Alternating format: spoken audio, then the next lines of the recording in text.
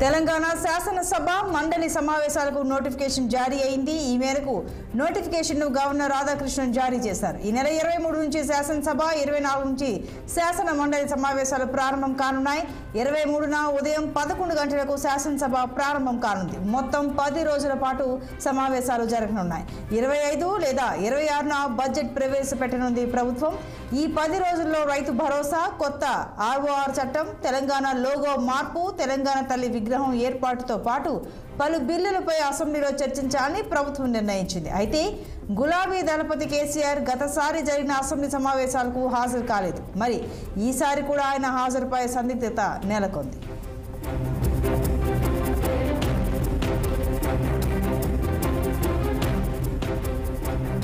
ఇక ఇదే అంశంపై మరింత సమాచారం మా political bureau chief Ram live ద్వారా అందిస్తారు. Ram, good afternoon Santoshi. ఈ నెల 23వ తేదీన అసెంబ్లీ సమావేశాలు, 24వ తేదీన శాసనమండలి సమావేశాలు ప్రారంభం కానున్నాయి. ఈ మేరకి గవర్నర్ రాధాకృష్ణన్ నిన్న 17వ తేదీన ఈ 2 సమావేశాలకు సంబంధించిన నోటిఫికేషన్ కూడా విడుదల చేయడం జరిగింది. అయితే గత సంవత్సరం డిసెంబరులో అధికారంలోకి వచ్చిన కాంగ్రెస్ పార్టీ ప్రభుత్వం తర్వాత జరిగిన assembly vote on account budget సమావేశాలు ఫిబ్రవరి మాసంలో జరిగాయి. లాస్ట్ ఫిబ్రవరి మాసంలో ఫిబ్రవరి మాసంలో జరిగిన అసెంబ్లీ సమావేశాల తర్వాత మాజీ ముఖ్యమంత్రి బీఆర్ఎస్ పార్టీ అధినేత గజ్వేల్ ఎమ్మెల్యేగా ఎన్నికైనందున ఆయన ప్రమాణ స్వీకారం చేయడం జరిగింది. కానీ అంతకుముందు జరిగిన అసెంబ్లీ సమావేశాల సమయంలో ఆయనకు తుంటికి గాయమై ఆసుపత్రిలో చికిత్స పొందుతున్న సందర్భంగా అసెంబ్లీ సమావేశాలకు గైరాజరయ్యారు.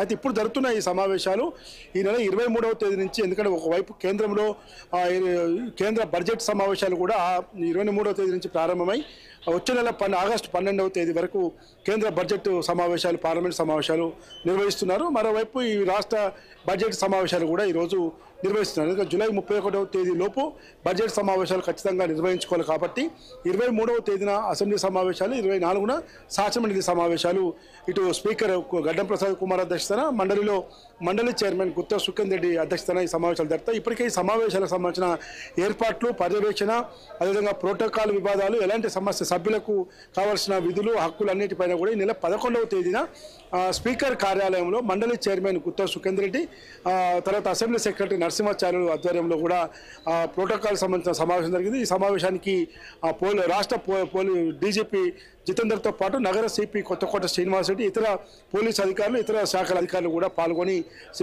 తీవ్రంగా సమీక్షించారు. అయితే ప్రస్తుతం ఈ సమావేశాలు కొంచెం వాడివేడిగా జరిగే అవకాశం ఉంది. ఎందుకంటే గత పార్లమెంటు లోపు జరిగిన సమావేశాలు కాబట్టి, పార్లమెంటు ఫలితాల తర్వాత జరుగుతున్న ఈ సమావేశాలు, పార్లమెంటు లోపు జరిగిన సమావేశాల్లో 39 మంది శాసనసభ్యులు బీఆర్ఎస్ పార్టీకి ఉండే. ఆ తర్వాత జరిగిన రోడ్డు యాక్సిడెంట్ ప్రమాదంలో కంటోన్మెంటు బీఆర్ఎస్ పార్టీ ఎమ్మెల్యే లాసనందిత మరణించడం జరిగింది. 23వ తేదీన ప్రారంభోత్సవం రోజు దివంగత మాజీ ఎమ్మెల్యే లాసనందిత మరణం పట్ల సంతాపాన్ని ప్రకటించి వాళ్ళ కుటుంబ సభ్యులకి సానుభూతిని తెలియజేసే సంతాపం ఉంటుంది. దీనిపైన అన్ని పార్టీలు కూడా మాట్లాడతాయి. అయితే ఈ సమావేశాల్లో బీఆర్ఎస్ పార్టీ ఎమ్మెల్యేలు 10 మంది ఎమ్మెల్యేలు ఈరోజు కాంగ్రెస్ పార్టీ చేరారు. దాంతో 28కి ఈరోజు బీఆర్ఎస్ ఎమ్మెల్యేల సంఖ్య చేరుకుంది. మరోవైపు బీజేపీ శాసనసభాపక్షం కూడా బలమైన వాదనలతో ముందుకు వస్తూ ఉంది. ఎంఐఎం, కాంగ్రెస్లు దాదాపుగా ఫ్రెండ్లీ పార్టీగానే ఉంటున్నాయి. కాబట్టి ఈరోజు 75కు ఈరోజు కాంగ్రెస్ పార్టీ సభ్యుల సంఖ్య పెరిగింది. 28 టీఆర్ఎస్ పార్టీ సభ్యుల సంఖ్య, ఎంఐఎం 7, బీజేపీ 8.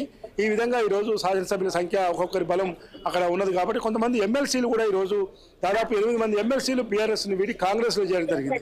ఈ నేపథ్యంలో జరుగుతున్న సమావేశాల్లో అసలు పొలిటికల్ హీట్ బాగా ఉంటుందా, లేదు ప్రజా సమస్యలు, ప్రభుత్వం తీసుకొస్తున్న సంక్షేమ పథకాలే ప్రధాన ఎజెండాగా ఈ అసెంబ్లీ సమావేశాలు సాగుతాయని మాత్రం మనం ఒకసారి చూడాలి.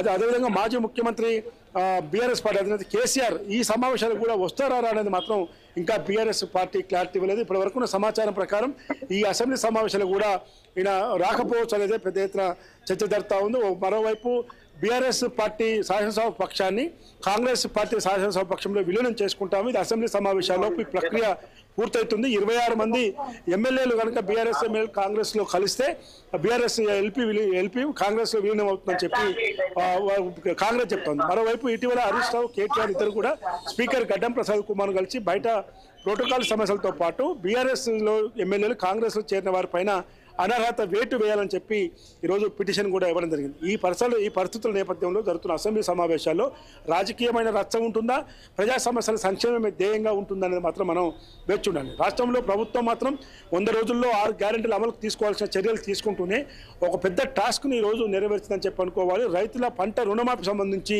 ఇవాళ సాయంత్రం 1 లక్షలోపు రుణమాఫీకి సంబంధించిన విషయంలో ఇప్పటికే గైడ్లైన్స్ ఇచ్చింది. వాళ్ళ అధికారికంగా సీఎం రేవంత్ రెడ్డి సచివాలయం వేదికగా దాదాపు 11,40,000 మంది రైతు కుటుంబాలకు ఈరోజు 1 లక్షలోపు రుణమాఫీ పథకం శ్రీకారం చుడుతున్నాడు. దాదాపు 7,000 కోట్ల రూపాయలు నిధులు ఈరోజు బ్యాంకులు రైతుల ఖాతాల్లో జమ అవుతున్నాయి, నగదు జమ అవుతుంది. కాబట్టి ఇంత పెద్ద టాస్క్ను తీసుకొచ్చిన రాష్ట్ర ప్రభుత్వం రేపు బీఆర్ఎస్ పార్టీ ఏమి ప్రశ్నిస్తుంది అనేది కూడా తెలియాలి. ఇంకా ఈ పరిస్థితుల్లో కూడా బీఆర్ఎస్ ప్రభుత్వం ఏ విధంగా ఉంటుందనేది కూడా చూడాలి. దాంతోపాటు రైతు భరోసా కింద రైతు బంధు పథకం నిధులు మాత్రం ఇంకా వేయలేదు. దాని మీద ఒక క్లారిటీ రావాల్సి ఉంది. దాంతోపాటు రెవెన్యూ యాక్ట్ రికార్డు సంబంధించిన ROR సంబంధించిన చట్టం కూడా ఒకటి ప్రభుత్వం తీసుకొచ్చేందుకు సిద్ధమైంది. ఇప్పటికే తెలంగాణ గేయాన్ని మార్చి జూన్ 2న పెరేడ్ గ్రౌండ్ వేదికగా ఈరోజు ముఖ్యమంత్రి రేవంత్ రెడ్డి దాన్ని ఆవిష్కరించారు. జయ జయ తెలంగాణ జననీ జయ కేంద్రం, తర్వాత తెలంగాణ తల్లి విగ్రహం, తర్వాత తెలంగాణ లోగోను కూడా మార్పులు చేర్పులు చేసేందుకు ప్రభుత్వం ఇప్పటికే ఒక దశలో కసరత్తు చేసింది. దాని తుది మెరుగులు తిత్తా ఉంది.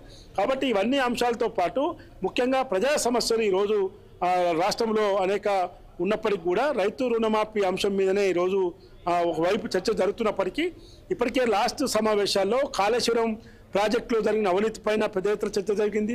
అదేవిధంగా విద్యుత్ కొనుగోలు ఒప్పందాల విషయంలో పెద్ద ఎత్తున చర్చ జరిగింది. ఆ రెండింటిపైన శ్వేతపత్రాలు విడుదల చేశారు. తర్వాత రాష్ట్ర ఆర్థిక పరిస్థితిపై అసలు బీఆర్ఎస్ ప్రభుత్వ హయాంలో ఆ కుప్పలు తెప్పలుగా తెచ్చిన అప్పుల కుప్ప అని చెప్పి ఈరోజు రాష్ట్ర ప్రభుత్వం ఆ అసెంబ్లీ సమావేశాల్లో శ్వేతపత్రం విడుదల చేసింది. మరోవైపు విద్యుత్తు కాళేశ్వరం పైన ప్రత్యేక కమిషన్లు వేసింది విచారణ కోసం. కాబట్టి ఈ పరిస్థితుల నేపథ్యంలో రేపు జరగబోయే అసెంబ్లీ సమావేశాలు కొంత అధికార ప్రతిపక్ష పార్టీల మధ్య వాడివేడి చర్చ జరిగే అవకాశం ఉందని చెప్పి అనుకోవాలి. Santoshi. Right Ram, thanks for the details.